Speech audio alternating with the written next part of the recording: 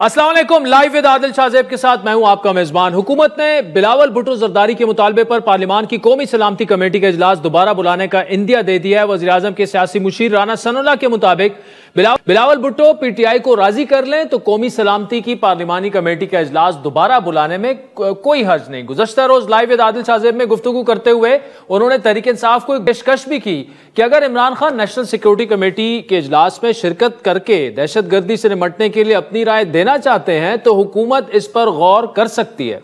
PTI जो है वो उसका जो पार्लियामानी लीडर है या कायदे हिस्ब इख्तलाफ हैं, अगर वो वज़ीर आज़म से या स्पीकर साहब से आके मिलते हैं और वो ये कहते हैं कि हाँ और पार्लियामानी अजलास जो हो रहा है जिसमें तो उसमें वो पार्टिसिपेट करना चाहते हैं, तो इस बात के ऊपर गौर हो सकता है। और जब गौर होगा तो वहां पे ऐसे लोग भी होंगे कि जो इस चीज को सपोर्ट करेंगे। यानी राणा साहब कह रहे हैं जब गौर होगा तो ऐसे लोग हैं जो इस तजवीज़ को सपोर्ट करेंगे। अब बलूचिस्तान में अमन के लिए वफाकी और सूबाई हुकूमतें तमाम स्टेक होल्डर्स और सियासी जमातों को एक पेज पर लाने के लिए तगदो में मसरूफ है। 2 दिन पहले वज़ीर आला बलूचिस्तान ने JUI के सरबराह मौलाना फजल रहमान से मुलाकात की।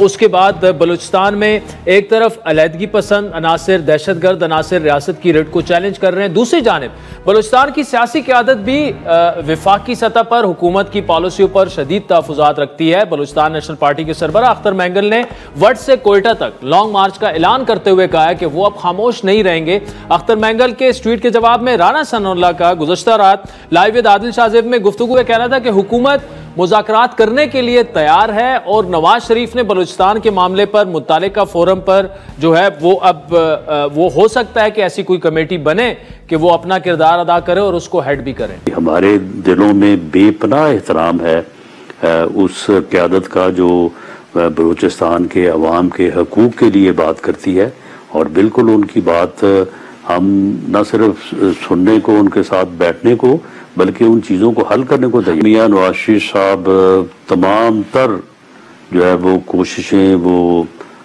किरदार जो कि इस मुल्क के मफाद में है उसे अदा करने के लिए तैयार हैं, और इस बारे में बात चल भी रही है।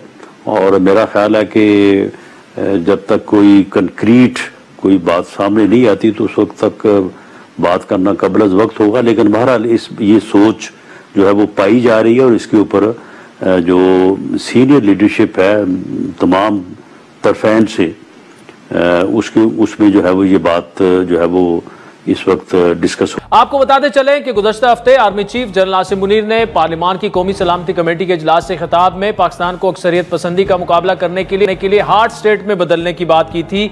आर्मी चीफ ने इस्तिफसार किया था कि आखिर कब तक एक सॉफ्ट स्टेट बेशुमार जाने कुर्बान की जाती रहेंगी और कब तक गवर्नेंस की खामियां फौजियों और शोधा के खून से दूर की जाती रहेंगी। बड़ी मानी खेज ये स्टेटमेंट थी, गवर्नेंस की नाकामियां। इस खिताब के बाद हुकूमत ने पाकिस्तान को हार्ड स्टेट बनाने के हवाले से जो हमें बताया जा रहा है जी इकदाम करने शुरू कर दिए हैं। मोहसिन नकवी साहब जो कि इंटीरियर मिनिस्टर है, उनके मातहत वफाकी और सूबाई हुकाम पर मुश्तमिल आला सतह कमेटी जो है वो बना दी गई है। कमेटी अफगान शहरियों की वतन वापसी, स्मगलिंग की रोकथाम, तजावुज़ात के खात्मे और सऊदी अरब जाने वाले पाकिस्तानी फ़कीरों का खात्मा करेगी।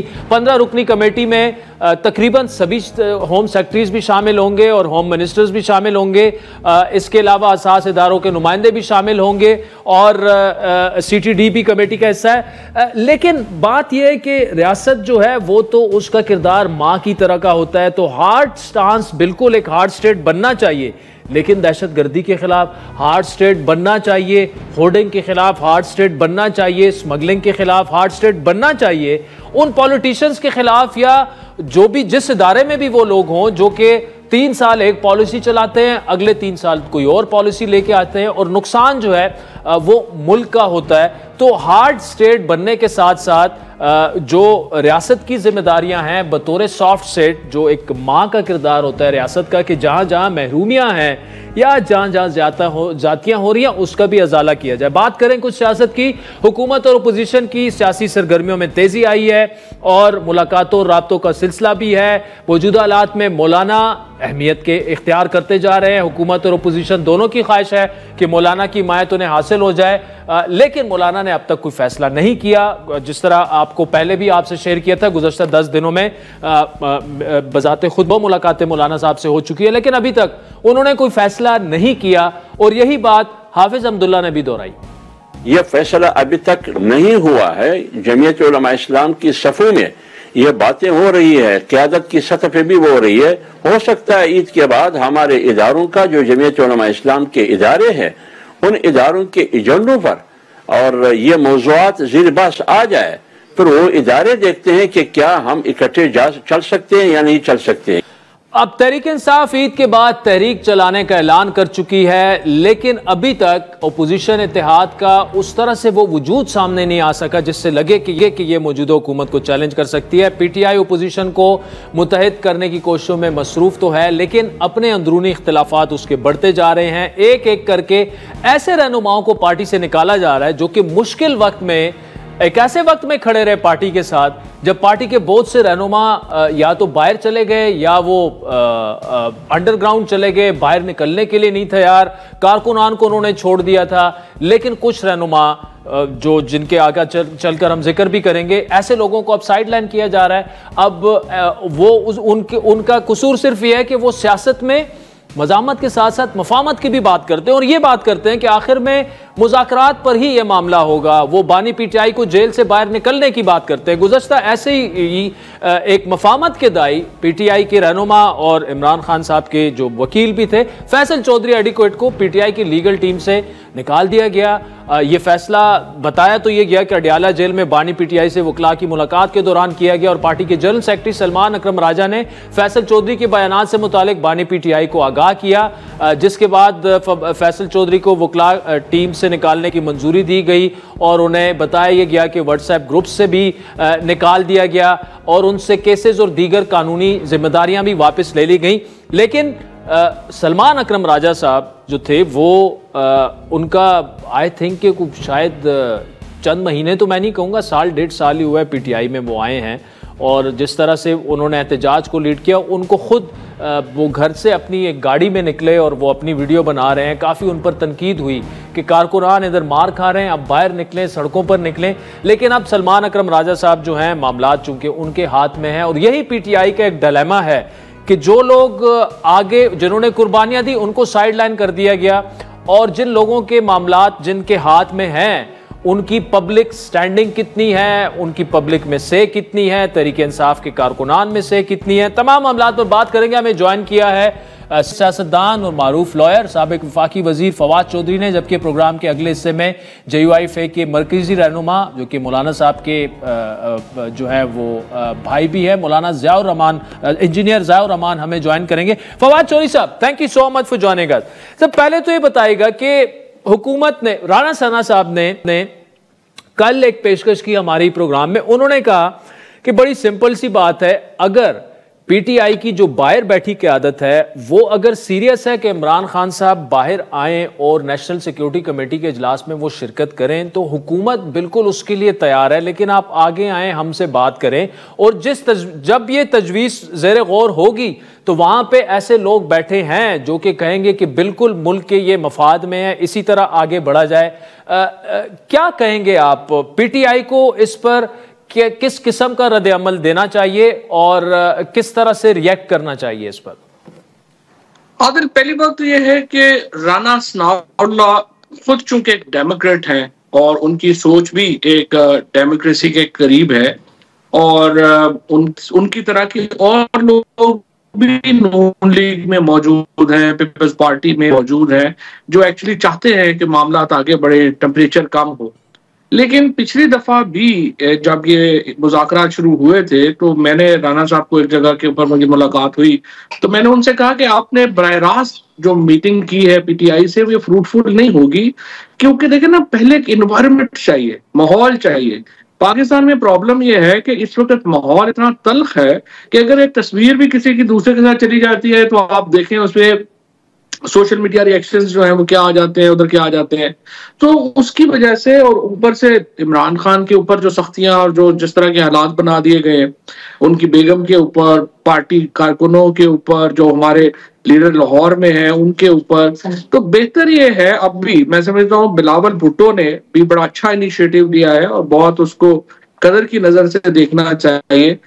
लेकिन मेरे ख्याल में बिलावल भुट्टो को भी और राना सनाउल्लाह को भी चाहिए कि वो मौलाना फजलुर रहमान को, महमूद अचकजई को और अपोजिशन की दीगर जमातों को पहले अप्रोच करें और उनके जरिए फिर पीटीआई जो है वो ये बात करे। और मैं पीटीआई का भी, मैं सच्ची बात है, मुझे पीटीआई में एक तो समझ नहीं आती कि उमर अयूब 23 साल से इस वक्त पार्लियामान में है, लेकिन उनका कोई रोल ही नहीं है, ना ही वो कोई नजर आते हैं, ना ही कोई स्ट्रेटजी में है।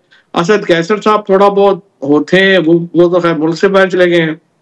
तो पीटीआई में पीछे को बंदा नहीं है जो कि इसको, Ali Amin Gandapur is probably the only person now जो कि ये लीड कर सकते हैं। और मेरे में अली अमीन गंडापुर का प्रॉब्लम यह है कि उनकी फजलुर रहमान से नहीं बनती, मौलाना साहब से नहीं बनती।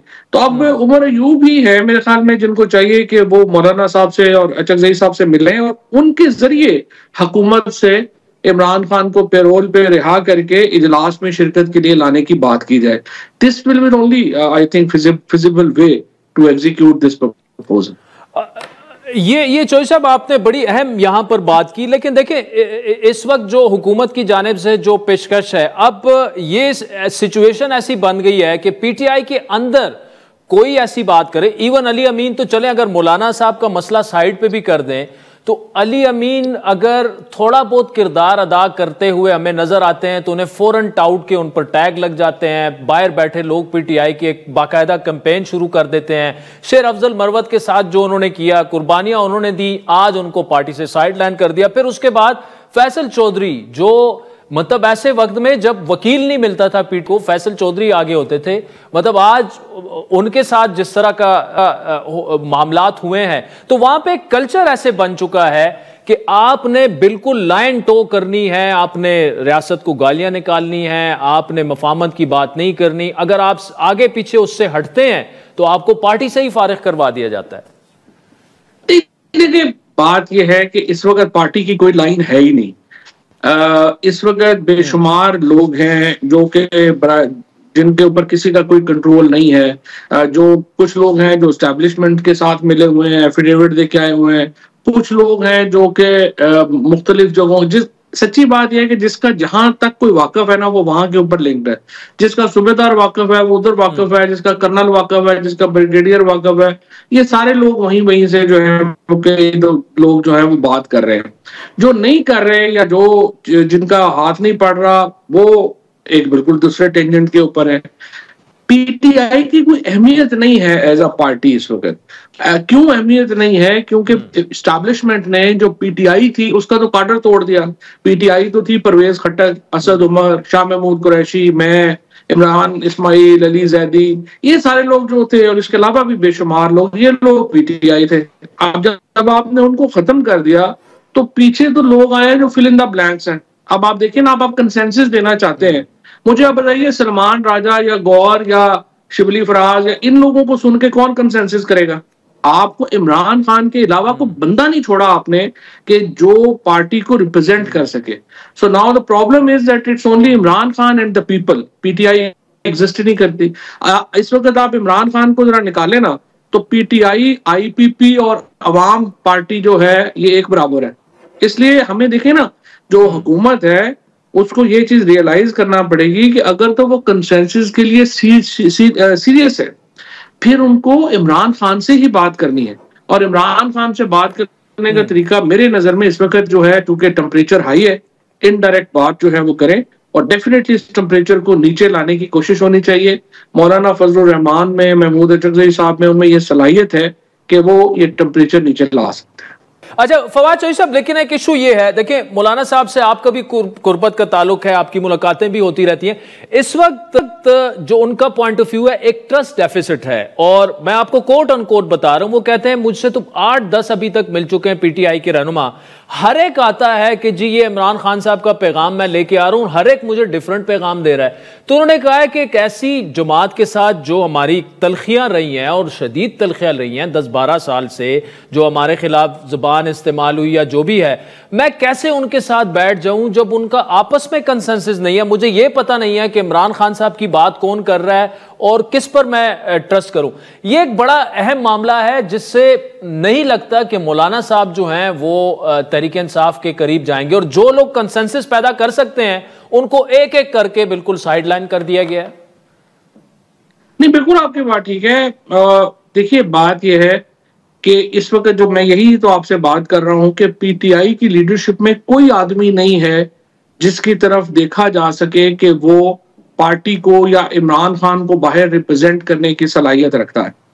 अब प्रॉब्लम यहाँ पे ये है कि मौलाना फजलुर रहमान के साथ पहले आप देखें कि इन्होंने कहा कि हम नून लीग और पीपल्स पार्टी से बिल्कुल बातचीत नहीं करेंगे। जब बात आई तो नून लीग और पीपल्स पार्टी से जो है वो बातचीत शुरू कर दी, मौलाना को, महमूद अचकज़ई को बताया ही नहीं। फिर जब चीफ जस्टिस ने लेटर लिखा, ये सारे वकील अपनी हाजिरी लगाने चीफ जस्टिस के पास चले गए, मौलाना को फिर किसी ने नहीं पूछा। एपीसी, ये पार्लियामेंट की सलामती कमेटी का इजलास हुआ, मौलाना से फिर किसी ने मशवरा नहीं किया। तो आप मुझे बताइए ना कि अगर मैं मौलाना की जगह हूं या आप मौलाना साहब की जगह हो तो आप क्या ऐसे लोगों के साथ चल सकेंगे? Answer is no.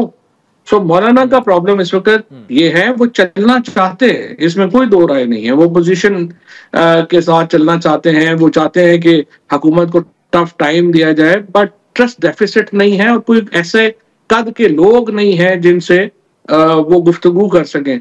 और वाहिद हाल यही है कि वो इमरान खान से बराह रास्त मुलाकात करें, लेकिन वो जाहिर है कि उसके लिए भी एक प्रोसेस चाहिए, क्योंकि अगर वो खान साहब से मुलाकात करते हैं और दूसरे दिन पीटीआई फिर पॉलिसी चेंज कर लेती है और एस्टैब्लिशमेंट से बातचीत शुरू कर देती है, तो मौलाना के साथ तो फिर वही होगा ना जो जरदारी और शहबाज शरीफ साहब ने उनके साथ किया है। लेकिन बहरहाल इस वक्त मेरी नजर में फिर भी हुकूमत को चाहिए कि इन पार्टीज को इन्वॉल्व करें और इमरान खान से बातचीत करें ताकि टेम्परेचर जो है वो थोड़ा नीचे है।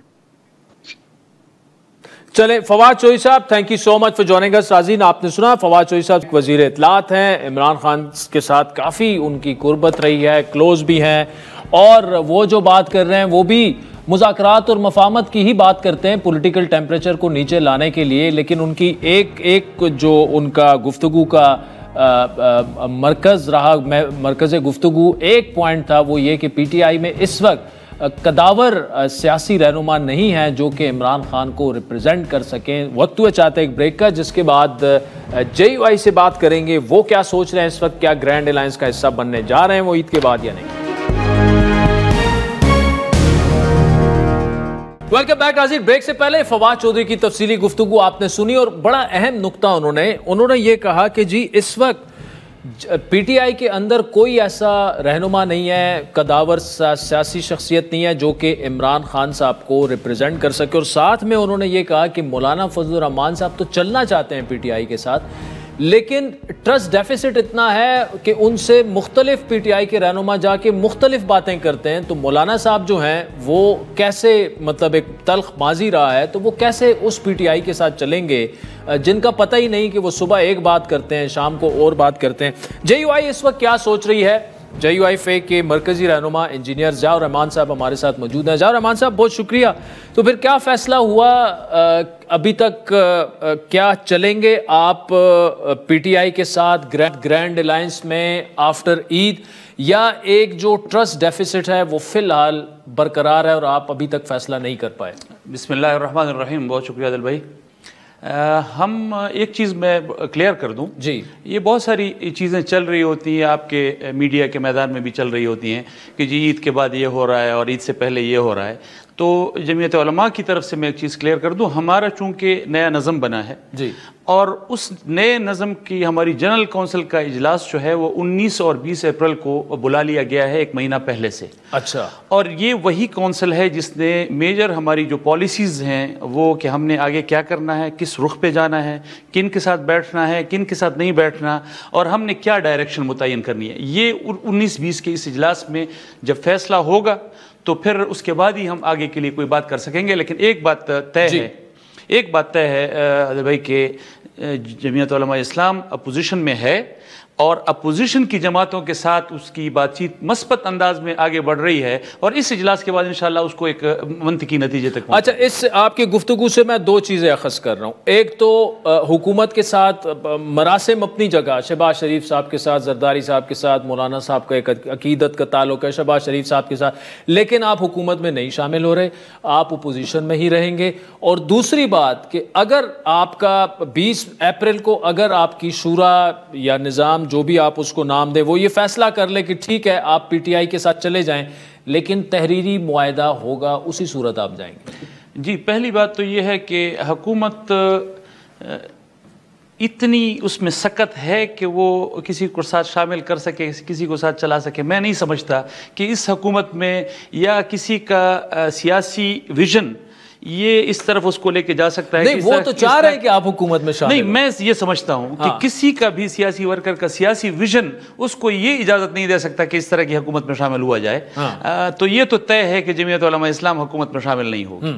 जहां तक हमारी मरकजी जनरल कौंसिल के इजलास के बाद के फैसले हैं, तो उसके बाद अगर फैसला आ जाता है जिस तरह हम अपोजिशन में हैं और अपोजिशन की जमातों के साथ आगे चलना चाहते हैं, तो फिर लाजमी बात है पीटीआई और हमारे दरमियान में कुछ फासले रहे हैं, हमेशा से रहे हैं। कुछ फासले और बहुत सारे, ठीक है, लेकिन एक बात है कि कम भी बहुत ज़्यादा हुए हैं। अच्छा, बहुत ज़्यादा कम हुए हैं।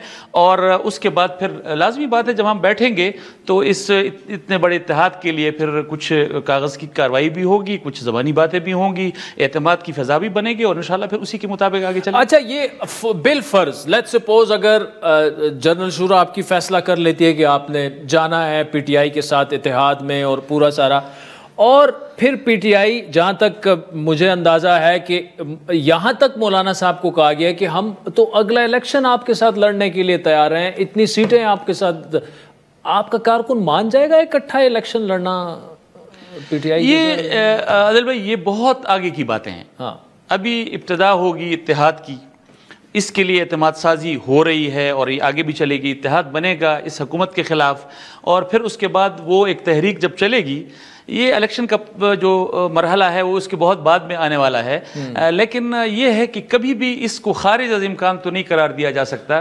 हम पाकिस्तान की सियासत में अगर पीपल्स पार्टी के साथ इत्तेहाद में इलेक्शन लड़ सकते हैं, अगर मुस्लिम लीग के साथ इत्तेहाद में इलेक्शन लड़ सकते हैं, तो इस एतमाद साजी और इस पर इतनी बड़ी तहरीक अगर हम चलाएंगे हुकूमत के खिलाफ, इसमें जब हम इकट्ठे होंगे तो क्यों कर इसको खारिज अज़ इम्कान करार दिया जा सकेगा कि हम इकट्ठे इलेक्शन लड़ सकेंगे? यानी तहरीक इंसाफ के साथ इकट्ठे इलेक्शन लड़ा जा सकता है। सियासत में तो ये इसके बारे में नफी में आप नहीं कह सकते कि नहीं हो सकता। बड़ी बड़ी वाकई फासले काफी कम हो गए हैं फिर। ये तो है फासले इतने अरसे से जो हम आपस में, मैंने आपके पिछले प्रोग्राम में भी कहा था जी कि इसको आप हालात का जबर कहें, आप इसको एस्टेब्लिशमेंट का जबर कहें कि हम यहाँ तक आ गए। और ये मैं समझता हूँ कि आग और पानी को मिला के सियासत में ये मस्बत पेशरफ्त है। अच्छा, वो एक मुहावरा है ना, आग और पानी का मिलाप जो है। तो अब ये पता नहीं है कि आपने आग के साथ आग हो जाना है या पानी के साथ पानी होना है। देखिए, बनना क्या है? मैं जमीयत उलमा के कारकुन की हैसियत से तो मैं एक बात कर सकता हूँ कि हमें ना उस वक्त जब पीडीएम की तहरीक चल रही थी कोई अपने उसूल और नज़रियात से हटा सका। हमने जिन उसूलों पर उस वक्त इस्टेब्लिशमेंट और हुकूमत यानी पीटीआई के खिलाफ जो तहरीक चलाई थी, न कोई उस वक्त हमें हटा सका था, न फिर आज जब ये लोग हुकूमत में बैठे हैं तो हमें अपनी तरफ ला सके हैं। हाँ। और न हमें हमारे उसूल और नजरियात पीटीआई से दूर रख सके। ज़ाहिर रहमान भाई, एक जो कंसेंसस मैं उसे कहूँगा जर्नलिस्टों में, एनालिस्टों में, वो ये है कि जो स्ट्रीट पावर है वो मौलाना के पास है और आपका कारकुन जो है वो बाकी जमातों से डिफरेंट है। एक ज़माने में पीपल्स पार्टी का कारकुन होता था जिसने खुद सूजियाँ भी की, कोड़े भी खाए पूरे। आपका कारकुन जो भी हो वो पीछे मुड़ के नहीं देखता फिर। लेकिन आप आ जाते हैं इस्लामाबाद में, पीछे मुड़ के देखें पूरी पीटीआई गायब, फिर क्या करेंगे? तो आदिल भाई, आप सहाफ़ी हैं, आप पूरी दुनिया देखी हुई है, पाकिस्तान की सहाफ़त देख रहे हैं। हाँ। ये तजर्बात आपको पिछली पीडीएम की तहरीक में नहीं हुए? उस वक्त भी हुए, वो तो आपने उस वक्त भी हुए, हमने तब भी स्टेज पे सिर्फ तकारीर के लिए आए थे, हमने तब भी संभाला, हम इंशाल्लाह अब भी संभालेंगे। और ऐसा उम्मीद, देखें कभी भी मुस्तकबिल के इम्कानात पर आप किसी के हवाले से तज्जिया मुरतब नहीं कर सकते। हम पिछले नताइज पे तो बात कर सकते हैं, आगे के मुस्तकबिल के हवाले से हम इनकी जी ऐसा हो सकता है, इस पर नताइज मुरतब नहीं हो सकते। लेकिन एक बात है कि हमारा कारकुन अल्हम्दुलिल्लाह वो इस हद तक मैच्योर सियासी कारकुन है और इस हद तक पाकिस्तान के सियासी निज़ाम और फिर सड़क के मैदान को समझता है कि वो उस तब भी संभाल लिया था, इंशाल्लाह आगे भी संभालेंगे। ये आपने दबे अल्फाज में हुकूमत को पैगाम दे दिया। Engineer Ziaur Rahman, thank you so much for joining us. Sazeen, आपने सुन लिया। एक अहम बात जो ज़ियाउर रहमान साहब ने की वो ये कि तहरीक इंसाफ और JUI के दरमियान एतमाद की सज़ा आहिस्ता आहिस्ता बिल्ड हो रही है और फासले कम हुए हैं, और अगर ये फासले मज़ीद कम हुए, तहरीक इकट्ठी चलती है, एतमाद की सज़ा फ़िज़ा जो है वो मज़ीद, वैसे सज़ा का वर्ड मुंह से वैसे ही निकल गया, वो अब देखते हैं एतमाद की फ़िज़ा बनती है या एतमाद की सज़ा बनती है आगे चल के। लेकिन उनका ये कहना था कि अगर एतमाद की फ़िज़ा बन जाती है तो वो बिल्कुल इकट्ठे इलेक्शन भी लड़ सकते हैं। अगर पीपल्स पार्टी और नून लीग के साथ इकट्ठे लड़ा है तो PTI के साथ भी लड़ा जा सकता है। ब्रेक के बाद आपसे दोबारा मुलाकात होगी।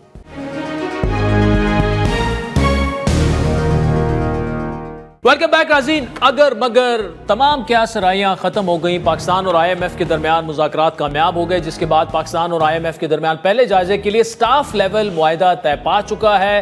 पाकिस्तान और IMF के दरमियान $1 अरब 30 करोड़ के नए मुआहदे पर इत्तेफाक हुआ और दोनों फरीकैन ने जारी 37 माह के बेल आउट प्रोग्राम के पहले जायजे पर भी इत्तेफाक कर लिया है। मुआहदे की हतमी मंजूरी IMF का एग्जीक्यूटिव बोर्ड देगा। मंजूरी की सूरत में पाकिस्तान को तोसी फंड फैसिलिटी, एक्सटेंडेड फैसिलिटी जिसे कहते हैं, उसके तहत $1 अरब फराम किए जाएंगे। पाकिस्तान को इसके अलावा मौसमियाती तब्दीली और आफात से निपटने के लिए 28 माह की अरेंजमेंट के तहत $1.3 अरब अलग से मिलेंगे। प्रोग्राम के तहत मजमूई कर्ज की रकम $2 अरब हो जाएगी, उससे ज्यादा होगी 2.3। पाकिस्तान ने अक्टूबर में IMF के RSF से $1 अरब की दरख्वास्त की थी। यह कर्ज 30 साल में वापस किया जा सकता है, जिसमें 10 साल की रायत भी शामिल है और आमतौर पर EFF की शराइत से सस्ता हो जाता है। IMF की जानिब से जारी बयान में यह कहा गया कि पाकिस्तान में इफराते ज़र 2015 के बाद से कम तरीन सतह पर है और इसका क्रेडिट ऑफ कोर्स इस गवर्नमेंट को जाता है। 18 माह के दौरान पाकिस्तान ने चैलेंजेस के बावजूद मैक्रो इकनॉमिक इस्तेकाम की बहाली में पेशरफ्त की, ये IMF का कहना है। IMF का मजीद ये कहना है कि पाकिस्तान में इक्तिसादी सूरत हाल बेहतर हुई, इक्तिसादी सरगर्मियाँ बतदरीज बढ़ने का इम्कान है। अलबत्ता पाकिस्तान को माहौलियात से मुतालिक खतरात का ताहाल सामना है, जिस पर हम लाइव विद आदिल शाहजेब में अक्सर गुफ्तगू भी करते रहते हैं। इस्लाहात पर अमल दरामद और पाकिस्तान के समाजी तहफ़्फ़ुज़ को फ़रोग़ देने पर पुरज़म है, यह IMF का कहना है। कुदरती आफात के खिलाफ पाकिस्तान की मदद करेंगे। मौसमियाती तब्दीली से निपटने के लिए बजट और सरमायाकारी बढ़ाने की हिमायत भी करेंगे। IMF का मजीद ये कहना है कि तवानाई के शुबे की इस्लाहात के लिए भी पाकिस्तान की कोशिशों की हिमायत करेंगे। IMF का वफ्द स्टाफ लेवल मुआहदा किए बगैर वापस चला गया था, जिसके बाद IMF की जानिब से मजीद शराइ रखने की खबरें सामने आ रही थी, लेकिन आज होने वाली पेशरफ्त से तमाम क़यास-ए-राइयां ख़त्म हो चुकी हैं। वफाकी काबीना के इजलास से खिताब करते हुए प्राइम मिनिस्टर शहबाज शरीफ ने कहा कि मुखालिफिन ने टंडोरे पीटे कि अब आया मिनी बजट, लेकिन मिनी बजट नहीं आया। IMF से मुतालिक अगयार के ओछे हथकंडों को नाकामी का सामना करना पड़ा। हुकूमत की अनथक मेहनत से इतना जल्द ये हदफ हासिल हुआ।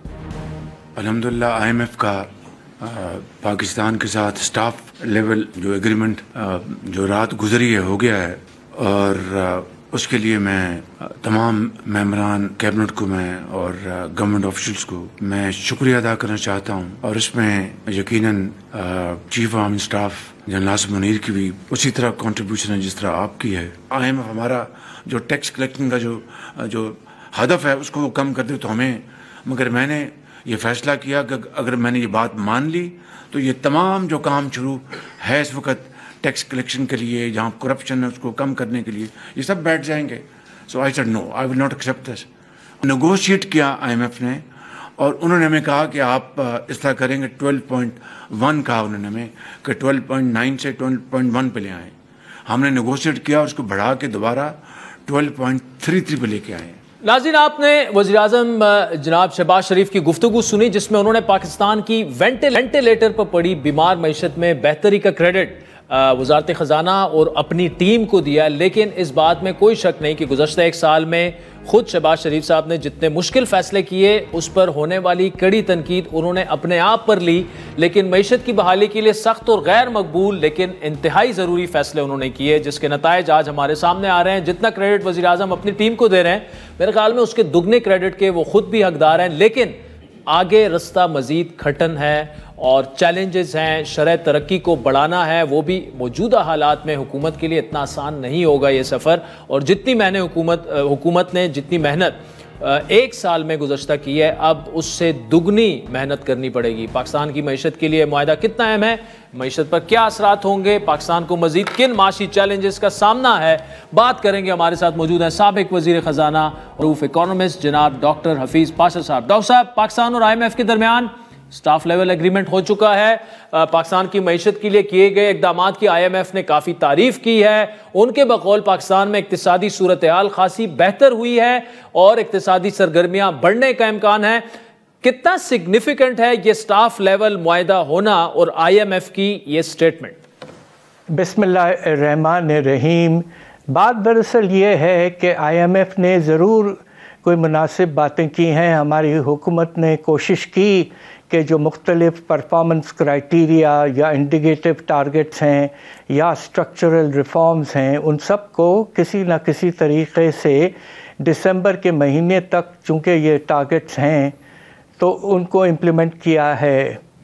और अगर ऐसी बात है और IMF मुतमईन है, तो ये बात कुछ समझ में नहीं आ रही है कि स्टाफ लोन एग्रीमेंट किए बग़ैर IMF का जो मिशन है वो क्यों चले गया है। ये नामुनासिब है, इससे थोड़ी सी अनसर्टनिटी पैदा ज़रूर हुई है। डॉक्टर साहब, वो हुई तो थी, लेकिन चले अब तो हो गया, अगर मगर की सूरत हाल थी। कौन से ऐसे फैक्टर्स हैं जिस पर अभी भी पाकिस्तान को काम करने की ज़रूरत है? यकीनन अब आप ये देखिए कि अगर आप टैक्सेशन पे देखें तो पाकिस्तान ने IMF के साथ एग्रीमेंट ये किया था कि सितंबर के पिछले साल के में एग्रीकल्चरल इनकम टैक्स का लेजिस्लेशन चारों प्रोविंसेस पास कर लेंगे और साथ साथ फिर जनवरी 1 से कलेक्शन शुरू हो जाएगा, मगर ऐसा नहीं हुआ है और डिले हुआ है लॉ में तब्दीली लाने में। और अब प्रोविंशियल हुकूमतों ने यह कह दिया है कि इस साल तो हम नहीं कलेक्ट कर पाएंगे, अगले साल जब शुरू होगा 1 जुलाई तो उस वक्त से एग्रीकल्चरल इनकम टैक्स कलेक्ट करेंगे। साथ साथ अब आप ये देखिए कि तकरीबन 650 अरब का शॉर्टफॉल पहले 8 महीने में हो चुका है और अब ख़तरा ये मौजूद है कि साल ख़त्म होने तक ये 1100 से 1200 अरब का शॉर्टफॉल होगा, जो कि बहुत बड़ा शॉर्टफॉल है। और पता नहीं IMF के साथ किन चीज़ों पर एग्रीमेंट किया गया है कि अनकरीब या तो आप कुछ ख़र्चों में कमी लाएंगे, ख़ास तौर पे अफसोस की बात है कि डेवलपमेंट स्पेंडिंग में, या आप कुछ रेवेन्यूज़ में इजाफे की कोशिश करेंगे। तो तीसरी बात यह है कि प्राइवेटाइजेशन का जो प्रोग्राम है वो बहुत स्लोली इम्प्लीमेंट हो रहा है। चौथा जो प्लान है कि स्टेट ओन्ड एंटरप्राइजेस में बेहतरी लाने की, उसकी भी इम्प्लीमेंटेशन बड़ी सुस्त है। लिहाजा बहुत से फ्रंट्स ऐसे हैं और सबसे अहम बात यह है कि जो टारगेट है बाहर से पैसा आने का, वो बहुत मुश्किल से हम उसके करीब भी नहीं आ सके हैं और शॉर्टफॉल काफ़ी है। लिहाजा मुतमईन होने की इस वक्त फुल्ली 100% IMF नहीं है। तो अब आप देखना है कि स्टाफ लोन एग्रीमेंट कब साइन होता है और पाकिस्तान कब आगे बढ़ पाएगा। चले डॉक्टर साहब, फुली तो मुतमईन नहीं है, लेकिन अच्छी बात है कि स्टाफ लेवल एग्रीमेंट हो गया, अभी बोर्ड से वो होपफुली मंजूर हो जाएगा। अच्छा, प्राइम मिनिस्टर और फाइनेंस मिनिस्टर बार बार ये कह चुके हैं कि IMF का आखिरी प्रोग्राम होगा, उनकी कोशिश होगी वो रिफॉर्म्स करेंगे। अब तक FBR का शॉर्टफॉल है, निजकारी के शुबे में भी उस तरह से काम नहीं हुआ। क्या ये वाकई IMF का आखिरी प्रोग्राम हो सकता है? जी, इस वक्त तो कुछ ऐसी बात नज़र नहीं आ रही है, इसलिए कि IMF का प्रोग्राम उस वक्त आखिरी होगा जब आपके अल्लाह के फजल से फॉरेन एक्सचेंज रिज़र्व्स कम से कम 3 से 4 महीने के हो जाएंगे, यानी कि तकरीबन 17 से 20 अरब डॉलर से भी ज़्यादा होना ज़रूरी है। इस वक्त खींच खांच के मुख्तलिफ़ तरीक़ों से बढ़ाए गए हैं, मुश्किल से 11 अरब डॉलर के रेंज में हैं। तो पाकिस्तान को अगर IMF से छुटकारा हासिल करना है, ये हम कहते रहे हैं पिछले 24 प्रोग्राम्स में, और ये 25वां प्रोग्राम है। और अब ये देखना है कि अगले 2-3 साल में जबकि ये प्रोग्राम चलता रहेगा, पाकिस्तान के क्या रिज़र्व्स बाकी 3 से 4 महीने की इंपोर्ट कवर तक पहुंच जाएंगे। अगर पहुंच जाएंगे तो कुछ अरसे के लिए कम से कम पाकिस्तान को IMF की ज़रूरत बिल्कुल। अच्छा डॉक्टर साहब, एक बात बताइएगा, सोलर नेट मीटरिंग की जो नई पॉलिसी हुकूमत लेकर आई, उसके बाद उस फैसले को वापस ले लिया गया, को कंफ्यूजन सी है कि किस फैसले को आगे लेकर चलना है? देखिए, सोलर एनर्जी की सबसे बड़ी वाज़े तौर पर जो हमें सोचना चाहिए कि सोलर एनर्जी पे जब आप इन्वेस्टमेंट करते हैं तो हर वक्त आपको कोई बाहर से फ्यूल मंगवाने की ज़रूरत नहीं होती है। उससे आप बहुत पैसा बाहर के डॉलर्स में सेव करते हैं, और ये एक बड़ा एफिशिएंट निज़ाम है, सारी दुनिया में चल पड़ा है।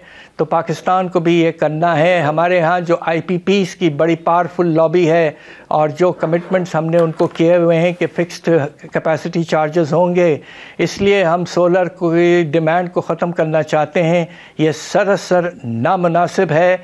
सोलर एनर्जी बहुत सस्ती एक लिहाज से है, और सबसे ज़्यादा अहम इस बात की है कि बाहर से फ्यूल की ज़रूरत नहीं पड़ रही है सोलर एनर्जी में इलेक्ट्रिसिटी जनरेट करने के लिए। तो ये निज़ाम हमें आगे बढ़ाना चाहिए, इसे रोकना नहीं चाहिए। अच्छा डॉक्टर साहब, इन्फ्लेशन अफरात-ए-ज़र कई महीनों से कम रही है। 2023 में मई में तकरीबन 40% तक बढ़ने के बाद फरवरी में 1.5 तक आ चुकी है। इंटरेस्ट रेट में वाज़ह कमी हुई। आइंदा हफ्तों में बिजली की कीमत में भी कमी का इरादा हुकूमत रखती है।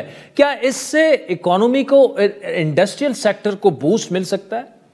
देखिए, अगर अल्लाह के फजल से बिजली के निर्ख जो हैं वो कम हुए और नुमाया तौर पर कम हुए तो इससे बहुत फ़र्क पड़ेगा। हमारी इंडस्ट्री जो है वो बुरी तरह से मुतासर हुई है, अनकम्पेटिटिव हो गई है। हमारे यहाँ बिजली के जो निर्ख हैं वो हिंदुस्तान और बांग्लादेश से 2 से 2.5 गुना हैं। तो इसलिए आप कॉम्पिटिट नहीं कर पाते हैं, आपके एक्सपोर्ट्स भी मुतासर हुए हैं। इस साल एक्सपोर्ट्स में थोड़ा बहुत इजाफा जो है उसके 2 वजूहात हैं। एक तो हिंदुस्तान ने साल के कुछ महीने पहले गंदम चावल की एक्सपोर्ट बंद कर दी थी, और दूसरी तरफ बांग्लादेश में हालात ख़राब थे, उनके टेक्सटाइल एक्सपोर्ट्स कम हुए थे, हमारे बढ़ गए। मगर जो अंडरलाइंग ट्रेंड है एक्सपोर्ट्स का वो पॉजिटिव नहीं है, इसलिए कि एक्सपोर्ट्स भी अनकम्पेटिटिव हो गए हैं। ना तो सिर्फ आपने ये किया है कि बिजली के रेट्स बहुत बढ़ा दिए हैं, अब तो आपने एक्सपोर्टर से ये भी कहा है कि भाई पूरा टैक्स दो, हम तुम्हें कोई कंसेशन नहीं देंगे, पूरा तकरीबन 30% टैक्स दो। तो ये भी बहुत मुश्किलात हैं, और इसलिए आप ये देखना कि मुँह में इजाफा होना बहुत मुश्किल लग रहा है इन हालात। डॉक्टर हफीज पाशा साहब, इन हालात में thank you so much for joining अस। नाज़रीन, वक्त हुआ चाहता है एक ब्रेक का, जिसके बाद आपसे दोबारा मुलाकात।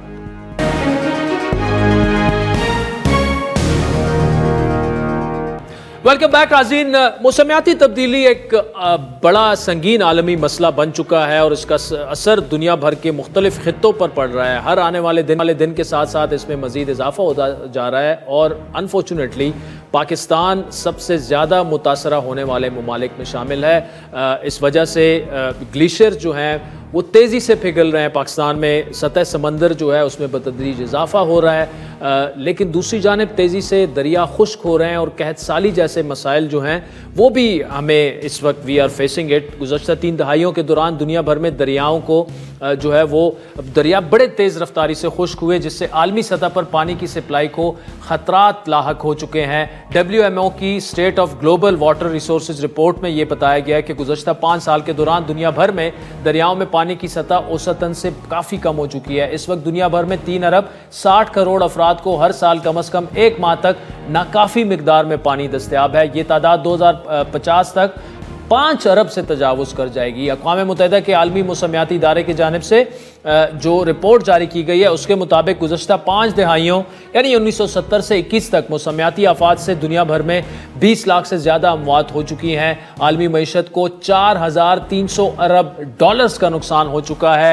WMO के मुताबिक गुज़श्ता 10 साल इंसानी तारीख़ के गर्म तरीन साल साबित हुए हैं और आने वाले सालों के बारे में भी यही प्रेडिक्शन है। मौसमियाती शिद्दत और असरात में मुसलसल इजाफा हो रहा है। हीट वेव्स का दौरानिया और शिद्दत बढ़ती जा रही है।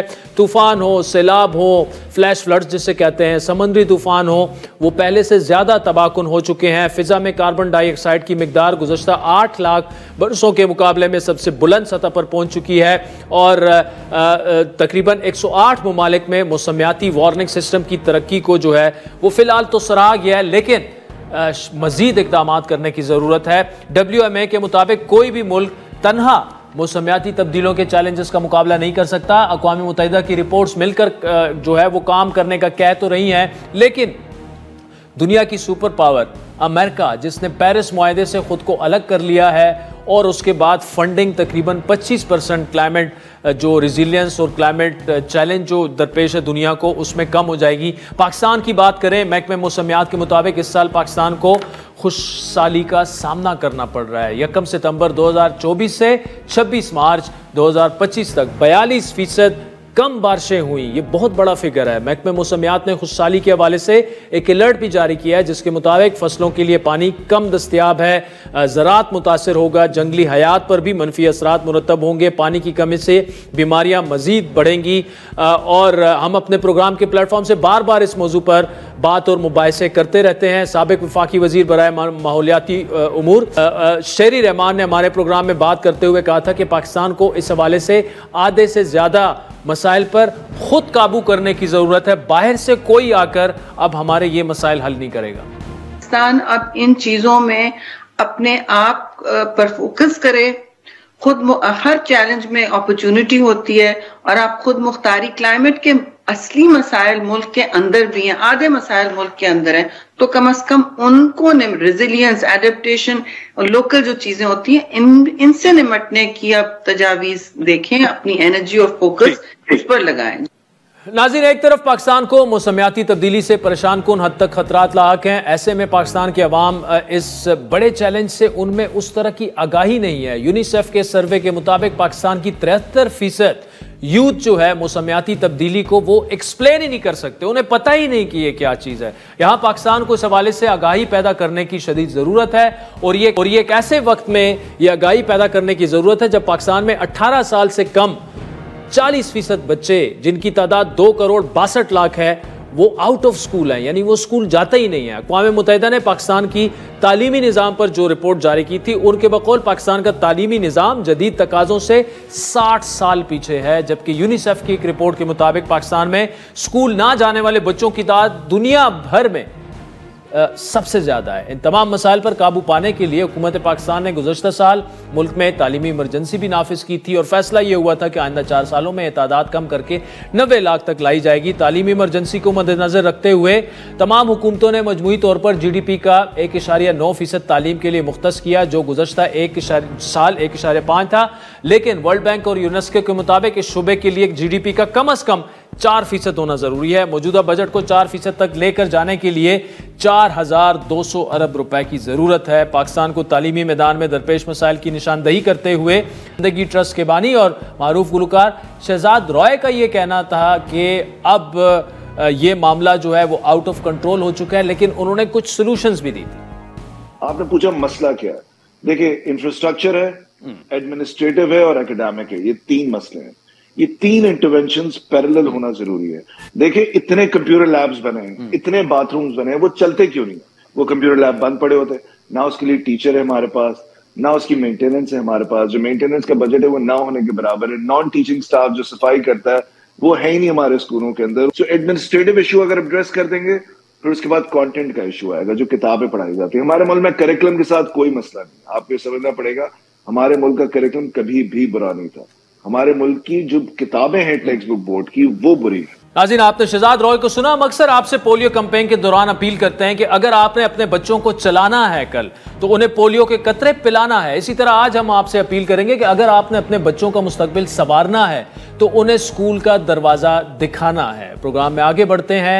FI इस्लामाबाद ने उर्दू न्यूज से वाबस्ता सहाफ़ी वहीद मुराद की पीका एक्ट में गिरफ्तारी जाहिर करके उनका 2 रोज़ा जिस्मानी रिमांड हासिल कर लिया। अहले खाना के मुताबिक वहीद मुराद को मंगल और बुध की दरमियानी शब इस्लामाबाद में उनकी रिहाइश गाह से काले कपड़ों में मलबूस अफराद ने अपने हमरा उनको ले गए थे, जिन्हें आज दोपहर अदालत में पेश किया गया। वहीद मुराद के अहले खाना ने इस्लामाबाद हाई कोर्ट में उनकी बाजियाबी की दरख्वास्त दी थी। वहीद मुराद की वकील ईमान मजारी के मुताबिक उन्होंने अदालत को यह बताया कि वहीद मुराद को हब्से बेजा में रखने की उन्होंने दरख्वास्त दायर की है। जज अब्बास शाह ने इस्तिफसार किया कि वहीद मुराद को कब गिरफ्तार किया गया। FI प्रोसिक्यूटर ने बताया कि उनकी गिरफ्तारी गुज़श्ता रात अमल में लाई गई और उन पर पीका एक्ट के तहत मुकदमा दर्ज है। प्रोसिक्यूटर ने अदालत को मजीद बताया कि वहीद मुराद पर इदारों के खिलाफ नफरत और इश्तियाल फैलाने के इल्जामात हैं। अदालत को आगाह किया गया कि वहीद मुराद ने सोशल मीडिया पर BLA और बलूचिस्तान के हवाले से पोस्टें शेयर की। उनके एक्स और फेसबुक अकाउंट्स के हवाले से उन्होंने तफ्तीश करनी है और मोबाइल को रिकवर करना है। इस मामले पर काफ़ी जो सहाफ़ी हैं उन्होंने सोशल मीडिया पर